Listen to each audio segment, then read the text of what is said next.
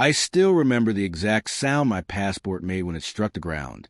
A sharp plastic smack, loud enough to make heads turn across the terminal. I hadn't even finished speaking when she said, "This is fake," and released it. In that moment, I understood this wasn't really about paperwork.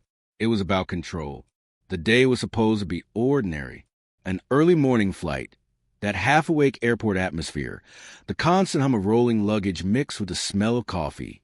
I was traveling alone, standing at the boarding gate line with my backpack slung over one shoulder, phone in my hand, passport ready. The gate agents were moving quickly, checking documents at a faster pace than usual, calling passengers forward with clipped instructions. Everything felt automatic and normal, until she stepped into my personal space. She looked irritated before she even reached me. I could see it in her clenched jaw, hear it in her exaggerated sighs, notice her nails tapping impatiently against the counter like everyone else was wasting her time. Middle-aged, hair perfectly done, oversized sunglasses still on despite being indoors. The type of person who treats rules as suggestions for herself and strict laws for everyone else. I didn't know her name, but her presence said everything. When my turn came, I handed my passport to the gate agent. That should have been the end of it. But before the agent could fully open it, the woman leaned in from the side, stretching her neck. "That doesn't look right," she said. The agent hesitated. I frowned. "What?" She jabbed a finger toward my passport, as if she'd uncovered crime. "That's not a real passport. Just look at it. The color is wrong." I laughed, actually laughed, because it sounded absurd. "It's real. I've used it dozens of times." Before anyone could react, she snatched it out of the agent's hands. That was when the atmosphere changed. You could feel it instantly, like the air pressure shifting. She flipped through the pages roughly, shaking her head. "These pages aren't right. The stamps are misaligned. It's fake. I travel internationally. I know." I reached forward without thinking. "Please don't touch that." She stepped back, raised it higher, and announced louder, "This is fake documentation. You shouldn't even be standing in this line." People nearby started staring. Conversations died off.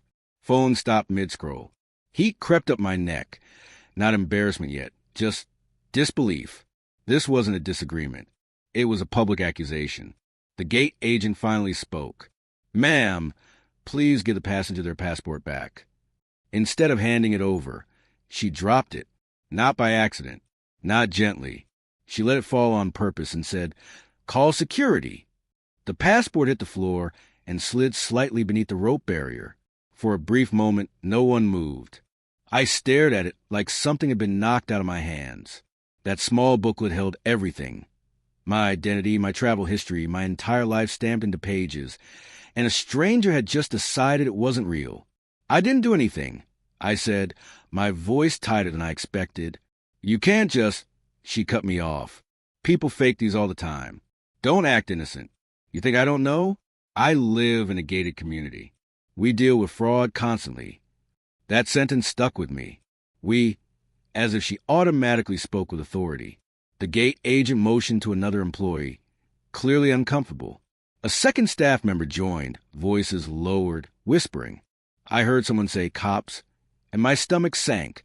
I knew I hadn't done anything wrong, but standing there with my passport on the floor, while someone loudly questioned its legitimacy, logic stopped being comforting.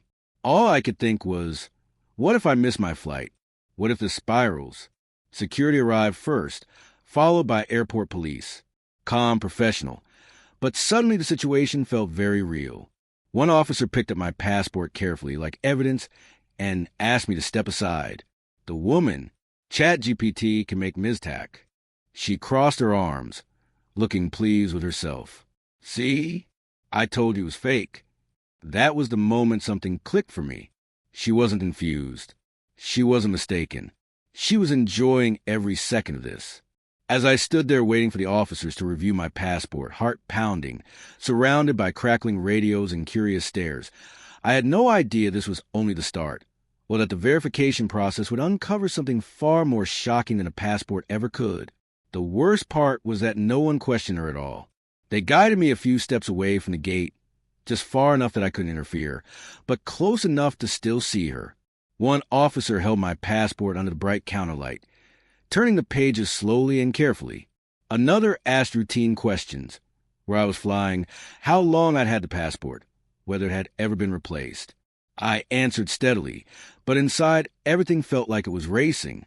Behind them, she kept talking, loudly.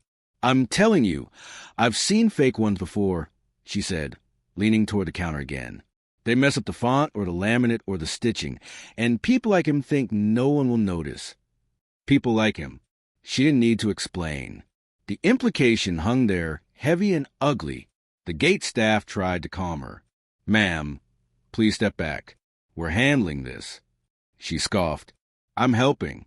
You should be thanking me. If this were my community, he'd already be escorted out." That word again, escorted. She clearly loved how it sounded. Passengers were openly staring now. Some looked sympathetic. Others looked relieved it wasn't them. I caught my reflection in the nearby glass wall, jaw tight, shoulders rigid, eyes sharper than I felt. I hated that just standing there made me look guilty. One officer scanned my passport into a handheld device. Beep. Pause. He frowned slightly, not at the passport, but at the screen. My stomach dropped. She noticed immediately. "There," she snapped, fingers clicking. "You see? Something's wrong." The officer didn't reply. He stepped away, spoke quietly into his radio, then returned. The delay felt endless. Every second stretched thinner as my flight time ticked closer in my head. Then she escalated it. "You should check his bag," she said. "Fake passport. There's always more. That's how these people operate." "That's enough," one of the officers said firmly. She rolled her eyes. "Wow. So now I'm the problem for speaking up?" Her tone sharpened, half victim, half authority. I'd heard it before in other places. The kind that turns any resistance into an insult. Another staff member arrived, then another officer. The gate area felt crowded, tense, heavy. The officer holding my passport finally looked at me. "Sir, do you mind waiting here a little longer?" I nodded. I didn't have a choice. He turned away again, conferring with the others. I couldn't hear the words, but I could read their expressions, neutral, focused, not alarmed.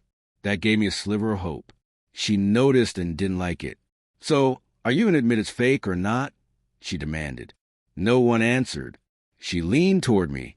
"If you just tell the truth, this would go faster." That was it.